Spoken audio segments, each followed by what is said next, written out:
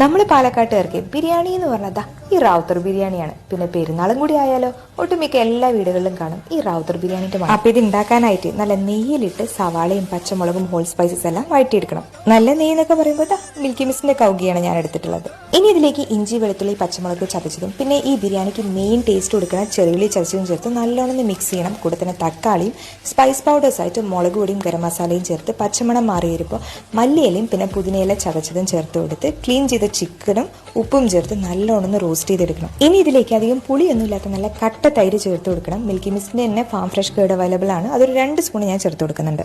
ഇനി ഇതിലേക്ക് ചിക്കൻ വേവാൻ ആവശ്യത്തിന് മാത്രം കുറച്ച് വെള്ളം ചേർത്ത് കൊടുക്കുക. എന്നിട്ട് ചിക്കൻ എല്ലാം വെന്ത് വെള്ളമെല്ലാം വറ്റി വരുന്ന സമയത്ത് നമ്മൾ നേരത്തെ കുതിർത്ത് മാറ്റി വെച്ചിരിക്കുന്ന ജീരകശാല അരിയും അതിന്റെ ഇരട്ടി അളവിന് വെള്ളവും ചേർത്ത് കൊടുക്കണം. ഇരട്ടി അളവിലൊക്കെ വെള്ളം വേണമെന്ന് കമന്റ്സിൽ കാണാറുണ്ട്. പക്ഷേ ഈ ഒരു അളവിൽ എടുത്തപ്പോഴാണ് എനിക്ക് കറക്റ്റ് ആയിട്ടുള്ള ബിരിയാണി കിട്ടിയിട്ടുള്ളത്. എന്നിട്ട് ഇതാ വെള്ളം അരിയൊക്കെ ഈ ഒരു പരുവാകുന്ന സമയത്ത് കുറച്ചും കൂടെ നെയ്യ് ചേർത്ത് കൊടുത്ത് മിക്സ് ചെയ്തിട്ട് ചെറിയ തീയിലിട്ടൊരു 15 മിനിറ്റെങ്കിലും ദം ചെയ്തെടുക്കണം.